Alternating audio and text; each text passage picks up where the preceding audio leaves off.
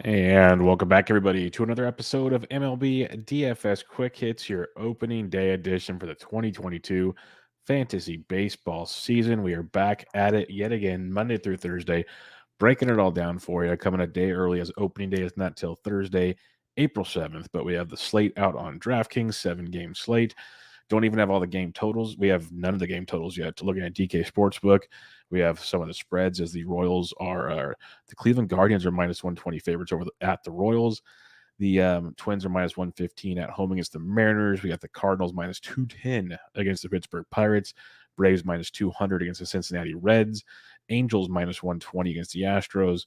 And the Padres minus 155 at the Arizona Diamondbacks. So we have that going for us on Thursday, 7-game slate. If you're playing FanDuel, you got a 9-game slate. You got Yankees, Red Sox early on, and you also got the Cubs, Brewers as well, which could make some fun. Like the Yankees, Red Sox game, I'm just kind of ignoring overall. It's Pavetta versus Cole, but on the Cubs game, you got Hendricks versus Burns. Burns very much comes in play, but if you want to be different a bit, I would say, is you could look at playing some Cubs bats to be a little different for you to make things fun as well. I'm going to pull up the weather as we have some interesting weather that's taking place this week. There's no sugarcoating that one as we look around the diamond just for opening day. We've experienced this in many April starts as you get the fun-filled, cold weather. If you're looking at opening day across the major league, there's chances of delays at least are possible in New York for the Yankees game. But Washington, Chicago, Minneapolis, it's going to be cold and breezy in St. Louis, Kansas City, and Atlanta. So not the best hitting weather potentially in those games, but also chances of delays, like I said, for this main slate in Washington and Minneapolis. So keep track of those. So about 5 of your 7 games have potential weather concerns as well. Pricing's a mess. You're going to have a ton of cheap players. A lot of these prospects that called up that everyone's looking forward to seeing, super cheap on this slate. Some pitching is just disastrous cheap wise. So you're going to have to kind of pick your poisons there as well. And let's get into it. We don't have any totals yet, so we're going to talk pitching right out the gate here. And this keeps changing because Scherzer was up there. Now Scherzer's not up there. So keep in mind now Tyler Mcgill is on the slate, so that makes things interesting. But Darvish is the most expensive pitcher at $9,500 at the Arizona Diamondbacks. Now I want to bring up Darvish because even with all the issues Darvish had last year with the long ball in the second half, no sticky stuff, whatever, still striking out almost 29% of the batters he faced. He was being very efficient on the mound in that regards. The walks were up, the power was up. That was a given, but he was still striking guys out. And if you guys remember enough of DFS, especially on DraftKings, strikeouts get you the points. In this early going here, a lot of these pitchers aren't going very long. You're hoping for 5 innings, maybe 6 if you're lucky. Darvish has the ability to go 5. He went 4 1/3 or 4 2/3 in his final ramp-up start last week. I think it was last Friday. So he could get us 5+ in this outing. You got an Arizona Diamondbacks team that's dreadful. You can afford to pay up for Darvish if you want because of the cheap hitters and other cheap pitchers, or you can just punt pitching because there's a lot of that as well. But Darvish, if you are going to pay up, I don't think a lot of people will just because of the other options out there. It can make things very intriguing with Darvish at 95. So I want to bring Darvish up. If you want to pay for him, sure, there's risk, but you're facing a Diamondbacks team that's not very good. So Darvish at 95 is intriguing. Shane Bieber should be popular at $8,300 at the Kansas City Royals. The only caveat I'll have is I'm going to stack against him potentially in a lineup, or at least have some Kansas City exposure. Bieber looks healthy. The velocity's back. That's great. He's not going deep into games. He just hasn't this spring. They're babying him back. That's my biggest concern. Like, I'd rather pay $1,200 more for Darvish, for the chance to get me a win than Shane Bieber. Now, maybe Bieber runs pure, gets you 5 innings, strikes out 7, gets the dub. Very possible. But the other thing is once Bieber's out, you got this Cleveland bullpen that ain't good at all. So you got to think about that when you're planning things out. Like, if you listen to beat reporters, maybe we're going to start hearing about some long men that are going to come in. They might be intriguing options. We don't know who they are yet. But Bieber at $8,300 will be very popular. I won't have much Shane Bieber. Tyler Mcgill does interest me now because Scherzer was well over 10K, highest price guy. Would have kind of been in play if he was healthy. He had a bullpen session on Tuesday. Must not have gone good enough to start on Thursday. So now you're getting Tyler Mcgill. There's rumors of potential rain in Washington for a delay. Doesn't look like a postponement, but a delay as of now. but McGill's got massive strikeout stuff. You got this Washington team. Sure, they got Soto. You got Bell. You got Cruz. There are some Ruiz. You got some bats in that lineup, but Mcgill got some big strikeout stuff. Gives up a lot of long balls last year. That was his problem. If he can harness that a bit, he can be very intriguing at $7,600. One of the more popular plays on this slate. He's not going to be the most popular. We'll get to him shortly. But Adam Wainwright at $7,500. We saw what Waino did last year. Very efficient. A lot of pitch to contact. Still can get you strikeouts. Get you close to 1K per nine. A little less than that. But we saw starts where he ran pure, and the Pirates will help you run pure. That's just how it's going to go. So a guy like Waino can maybe get you 5 or 6 if he's super efficient. He's $7,500. Definitely an angle you can go to against a Pirates team that's not going to be good this year. We mentioned how the St. Louis Cardinals are the heaviest favorites on this slate, -210.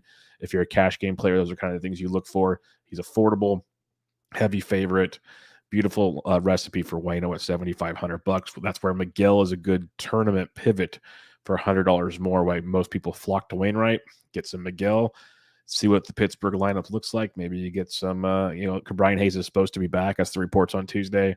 Some Brian Reynolds. Maybe you get kind of goofy with it. We'll see. But Waino's in play at $7,500, especially in cash. When you get a little cheaper, Joe Ryan's interesting. I'll pass just because I don't think he's going to go long enough. They pretty much already said the Twins pitchers are going to go about 60 pitches their first time or two through the rotation. That's going to be tricky to get you the dub. Shohei Ohtani at 7K is going to be very intriguing. I don't know how long he goes either, though. That's kind of a problem with Shohei, but 7K for that strikeout upside. It is Houston, who's a very, very good offense. So it could be a good tournament play with Shohei. I'll pass.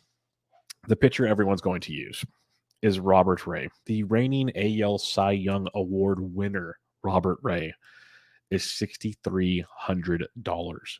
Now on FanDuel, he's almost 10K. That's very appropriate. But on DK at $6,300 at home or on the road against Minnesota, a Minnesota team that doesn't have Nelson Cruz, doesn't have Josh Donaldson. They have Buxton. That's good. Got Jorge Polanco. Got Gary Sanchez. Strike him out. Get him good. There's a lot to like with Robbie Ray. Rays look filthy this spring. Strikeouts through the roof. He's pitching, 4 to 5 innings a start. He should be able to rock and roll. So you just play Robbie Ray. If you're going to make a bunch of lineups, make a twin stack. That's fine. If Robbie Ray falters, it's great. Robbie Ray is going to be massive chalk. And to me, he's going to be very good chalk because he's one of the few pitchers on this slate I can see throwing 5 to 6 innings, really realistically. I can see him getting you a ton of strikeouts. I can see him getting you a W. Like, these are all things I can see with Robbie Ray compared to most other pitchers on the slate where there's tons of question marks. Ray really, really checks the boxes of a guy that can get this done for you. So Robbie Ray at 63 is outstanding and is a massive misprice by DK. Bumgarner and Greinke are 59 and 57. I don't think you need to go that cheap. I could see going with Bumgarner as velo's up a bit if you want to go against the San Diego offense that's really not going to be that good. You could look at some bum in that one if you want, but I don't think you need to. So my main targets on this slate, Darvish at 95, Mcgill at 76, Waino at 75, Robbie Ray at 63. And if you need Bumgarner at 59, you can go there. But Robbie Ray paired up with Darvish seems like a fun way to start my season. If I'm making one lineup, seems like a really fun way to start my season. All right, let's go around the diamond here at the catcher's position for your bats. Again, we don't have any totals. We're just speculating, but a lot of this stuff is like, again, I like Kansas City bats. I know Bieber's good. Maybe he goes 4 innings. That's a lot of Cleveland bullpen. A lot of Cleveland bullpen. So you got Salvi Perez at 51. If you want to pay up, you can. You can pay up for big bats in this slate because, again, tons of value we will talk about throughout this slate. I don't think I'm going to be all in on Salvi, but he's usually worth every penny. I can see that. I like Tyler Mahle this season, but I will have some Atlanta bats on this slate. If you want to hope Mahle keeps the ball in the ballpark, he could be a sneaky GPP play because Atlanta will be extremely popular on the slate. Atlanta will be very popular. They're expensive. So Mahle could be another pitcher if you want to be a little different. I didn't mention him, but he could be another guy like in the Tyler Mcgill vein that could be a nice contrarian play. Mahle's $7,700, Tyler Mcgill 76. If you want to play one of those two guys, you could definitely go there as a tournament play with Mahle or Mcgill. Both guys massive home run problems. Mahle's had some walk issues in the past, but Mahle and Mcgill both have massive strikeout stuff. Mcgill's got the better matchup, but Mahle's probably got the higher ceiling because he's got better strikeout stuff, and we've seen him get the job done. So keep those in mind. But back to the catcher's position. If you are going at it, Kyber Ruiz is 36. If you're going against Mcgill, don't mind that. He went deep on Tuesday, one of his final spring games. So keep him in mind. Tyler Stevenson against Max Fried at $3,300. I love Max Fried. I'm not paying that price on this slate at the question about how deep he goes. Plus, the Cincinnati offense is pretty good, especially against left-handed pitching. Tyler Stevenson at 33 is a nice contrarian play because I don't think many will look to attack Fried, and that can be a definite angle to go in this one. If you're not using Bumgarner, Austin Nola's 31. Little on Jorge Alfaro at 3K, 2 options there against Bumgarner. If they're in the San Diego lineups, could be a couple to take a peek at. And then if you're going cheaper, just check the lineups because some of these guys will pop up, but nothing stands out immediately on this slate, but you might get a value or two at the catchers. But again, there's value everywhere else. So you don't have to punt catchers like we do a lot of the time throughout the season.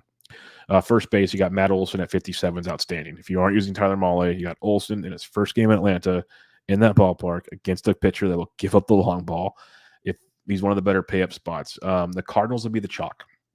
Wayno's the chalk because of the Pittsburgh bats. Cardinals bats will be the chalk because they're facing JT Brubaker. Goldschmidt at 53 is outstanding. $5,300 is great. Like St. Louis is a phenomenal stack because it's going to be chalkier than chalk. So I'm not going to have a ton of it, but Goldie at 53, I can cash. I can see being very, very palatable. Some cheaper options as you go down. Patrick Corbin, I'm a big fan of on the season. Not sure where he's at just yet. So Big Meat Pete the Polar Bear at $4,800 against the lefty Corbin, who had one of his worst career home run to fly ball percentages last year, like drastically bad, like really got a big bump compared to other seasons. So that could be a good spot there for Big Meat Pete at 48. Josh Bell against Mcgill at 46 if you want to go that route. Don't mind it at all. Going to the 4K and below range now. You got the likes of Luke Voit versus Mad Bum at 35 is a nice angle if you are fading Mad Bum because Voit does mash left-handed pitching. So that is definitely one to get to. Albert Pujols is supposed to DH for St. Louis on opening day. He's $3,300 versus Brubaker. And then if you are fading Darvish, say you think Darvish is still giving up the long ball or to give up loud contact, the San Diego bullpen's very good. That is one thing I'll mention. Like I mentioned, like Cleveland not being great. San Diego bullpen's deep and good. So that's a little sketchier, but Christian Walker is crushing it this spring. The hard contact is back. Things are looking good. He's only $2,600. Again, there's other savings I'd probably like more on this slate, but Christian Walker at 26 is in play for you if you need it. But I think you can probably stick with like the Pujols punt at 33 if you need it, Voit at 35. Those are two good values if you don't want to pay up for the Bells, the Pete Alonsos, the Goldies, the Olsons on the slate at first base. Second base position now. Not paying 58 for Tommy Edman, who he's been 8th in that lineup. Not a chance, but Ozzie Albies at 56 is interesting. I like that. Jonathan India at 48. If you are attacking Max Fried, Cincinnati could be a good stack. It's a good ballpark to hit in. Max Fried, I love. He limits the hard contact, but gives up a lot of fly balls. If it's off a little bit, you can have some fun. The Atlanta bullpen's still good too, though, so keep that in mind, but definitely an angle for sure. You got Whit Merrifield at 46. He's always a cash game play. You got Bieber in that bullpen. You can exploit that if you need to. But the second base is tough. I'll be honest. When I looked at this the first time, Jeff McNeil could lead off. Keep him in mind, but I'm not in love with it. But 3K. Cesar Hernandez hitting at the top of the Washington lineup at $2,900 is a really good cash game play because where he's hitting, and just a general just good value at $2,600. Nick Senzel could crack the Cincinnati lineup. He's $2,300. So he's someone else to keep in mind if you're looking that way. And then other than that, I would look at lineups. Second base is a little trickier on this slate if you're not liking one of the main dogs up top in Albies or India or even Altuve versus Ohtani if you really want to. Third base, tons of options. Arenado at 59 is phenomenal, but I love J-Ram at 56. Greinke, soft tosser, gives up a lot of contact. Casey's bullpen's not bad, but J-Ram at 56 is one of my favorite pay-up spots on this slate. I like that one a ton. Some cheaper options, though. Machado versus Bumgarner. Machado loves facing Madison Bumgarner. Loves facing Bumgarner at $4,800, so keep him in mind. Some other ones as you slide on down below 4K now. You got the likes of Gio Urshela at 34, probably not going there, but he's a value if you need it. I'm not going to completely dispose it on this slate. But again, not a ton until you get to this one. The chalk of the chalk. There's a bunch of these, but I mentioned prospects getting their chance on this slate. Bobby Witt Jr. is third base eligible on DraftKings. I believe he's shortstop on FanDuel. He's, I believe, $2,400 on FanDuel, which is cheap. He's $2,300 on DraftKings. So Bobby Witt Jr. going up against Bieber in that bullpen is one to look at. Another one, third base, shortstop eligible. Again, Brian Hayes is supposed to be back, but Diego Castillo is third base, shortstop eligible for Pittsburgh.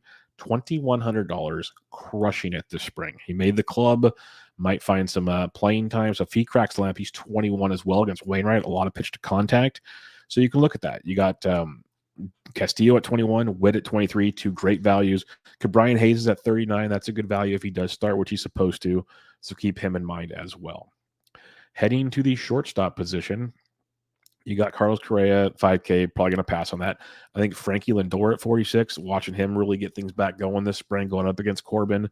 That could be a fun one, like a Lindor with some Starling Marte and Big Meat Pete. That kind of stuff could be fun. Not breaking the bank, but still not super cheap. You can get value elsewhere, like we said. So Frankie Lindor at 46 is in play for sure. Med Rosario, if you are going to attack Greinke, if Rosario's at the top of the order, he's outfield shortstop. He's 42. Someone to keep in mind. Paul DeJong's a nice contrarian piece of St. Louis. Again, St. Louis will be popular. Your goalies, your Arenados, and O'Neills and company. DeJong's only $3,900, swinging a hot stick, at least a powerful stick. Not hot's a loose term because his average is always going to be bad, but lots of power in that St. Louis lineup at $3,900. Could be something to take a gander at. And then when you go down cheaper, you're going to find a few here as we scroll, because I saw some of these earlier. Jeremy Pena, it is Shohei Ohtani, but Pena will be starting batting 8th most likely for Houston. He's only $2,300. Tyler Wade of the Angels, he's third base shortstop eligible. He's $2,200.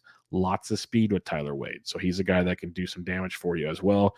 And then we mentioned Diego Castillo at 31. So more value at third base and shortstop, as we mentioned on this slate. And we got some outfield value for you as well. You got Mike Trout versus Valdez at $6,200. Not going to tell you not to play Mike Trout. That's always good. But Tyler O'Neill at 56 is strong. Buxton's a good contrarian play with Robert Ray being so popular because he's so cheap on DK. Buxton's at 54. You got like Sano at 4K. You got some power bats. If you want to do a small twin stack, it's not the end of the world, and it makes a little sense. You got Starling Marte at 51. If he's in the lineup, he's a good to go. But it's kind of funny how there's 6 guys more expensive than Juan Soto at 5K. Given Washington was priced with Max Scherzer in mind, I get it. But still, Soto at 5K versus Mcgill is a phenomenal price point. Dylan Carlson will be leading off for St. Louis at 48. I don't think a lot of people will pay $4,800 for Carlson. So again, he could be another kind of contrarian piece of St. Louis if he's leading off at $4,800. We mentioned Merrifield at 46 as an option for you. Franmil Reyes at 45 if you are going into that Cleveland stack with some J-Ram. Franmil is a good piece of that, of course. Brian Reynolds is 44 if you are attacking Wainwright. Don't mind that one at all. Jesse Winker, we love him versus right-handed pitching. He's facing Joe Ryan and then the Twins bullpen. So Winker at 43 is a nice value. He crushes right-handed pitching. Now they're going to go to the bullpen. He might get stuck with some lefties. That's possible, very possible. But he's going to get at least one, maybe 2 at-bats versus Joe Ryan at $4,300. Intriguing. Eddie Rosario at 42, Benintendi at 41.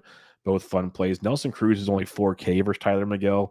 So Washington, you could definitely put some stacking going on here. You got Cruz at 4K. You got Soto at 5K. You got Bell, who's in the mid 4Ks. Not too shabby. Tommy Pham, again, if you're going Cincinnati to fade Fried, which is always interesting. Tommy Pham's only $3,700. So he's an angle for you for sure on this slate. Some other cheap options. Adam Frazier, I didn't mention him at second base. I should have. He's second base outfield eligible. Likely leading off for Seattle. Again, I'm not like in love with him unless you're stacking Seattle or you're playing cash. He can fit the cash mold. He's leading off. He's only $3,500. I'd play him at second base over the outfield. But he's with how bad I mentioned second base being, Frazier at 35, especially in cash, can fit the mold there a little better for you. Will Myers is $3,400. Will Myers is always a questionable play. He crushes Madison Bumgarner. Just throwing that out there. So if you're fading Mad Bum, Myers, Machado, those guys, Myers is 34, worth a look for you. Some other ones down here, Dalton Varsho's 32, he's catcher outfield eligible, but Tyler Naquin's 31, lefty, so kind of be a little hesitant there if you need to, but keep him in mind if he does crack the lineup. That's a value. Ben Gamble's only $2,800 versus Wainwright. I like that one quite a bit for Pittsburgh, especially like with Gamble, Brian Hayes, Brian Reynolds. If you want like a cheap, small Pittsburgh stack versus Waino, because Waino should be popular, like I mentioned, Ben Gamble at 28 is a good piece of that. A few more.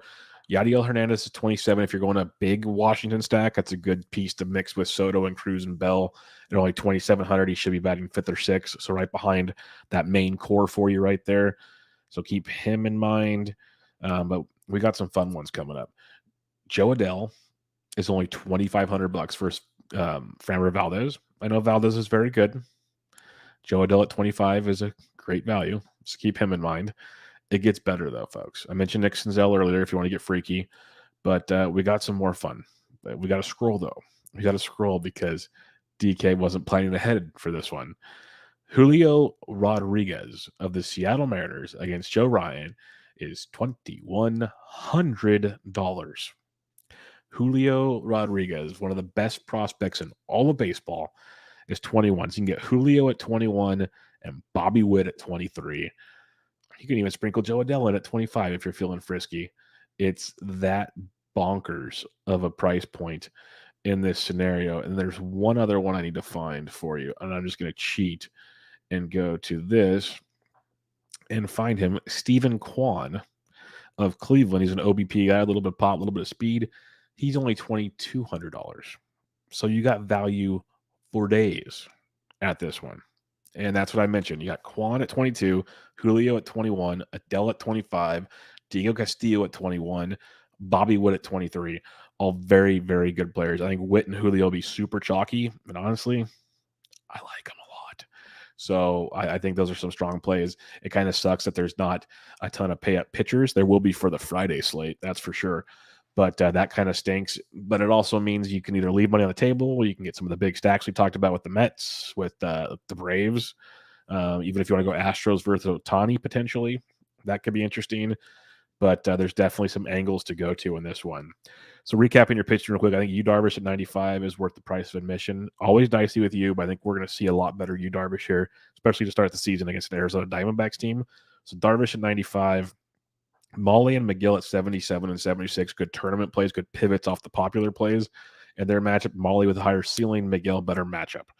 Wainwright at 75, safe play, cash game play, very popular play because they're the heavy favorites on this slate. And then Robbie Ray is going to be the chalk of the chalk. He's the chalk I'm eating. I'm eating that chalk. Like if I make 3 lineups, I'll probably have 2 Robbie Ray lineups. Just the way it's going to go.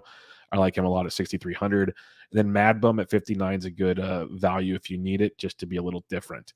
Now, if you're stacking things up, I like a Cleveland Kansas City game stack. I think Kansas City is the contrarian one because people will play Bieber. So Kansas City is a good contrarian one. I'll take Kansas City and my chances versus that Cleveland bullpen. And then I just think Greinke's washed. So a Cleveland Kansas City stack sounds great. Last year we started with a Kansas City stack against Texas. I think it was Keller versus Gibson. Worked out pretty well. Let's hope this one carries the torch.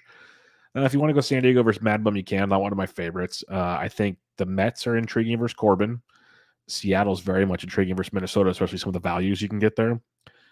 Pittsburgh and St. Louis is another game stack worth looking at. And I think especially the Pittsburgh side, because everyone's going to be on Waino. St. Louis is going to be very popular. That's why I mentioned Carlson, DeYoung, contrarian plays there if you need to go there. Other than that, I'm good. Cincinnati be a contrarian stack as well against Atlanta. Atlanta will be a popular stack. St. Louis will be a popular stack. Those will be 2 big ones for you. And then that Cleveland, Kansas City could be interesting as well. But for me, I want a Cleveland, Kansas City game stack. I want some Pittsburgh, St. Louis exposure. And then I like the idea of the Mets and the Nationals potentially. And then some of that Atlanta action with Cincinnati. So lots to go.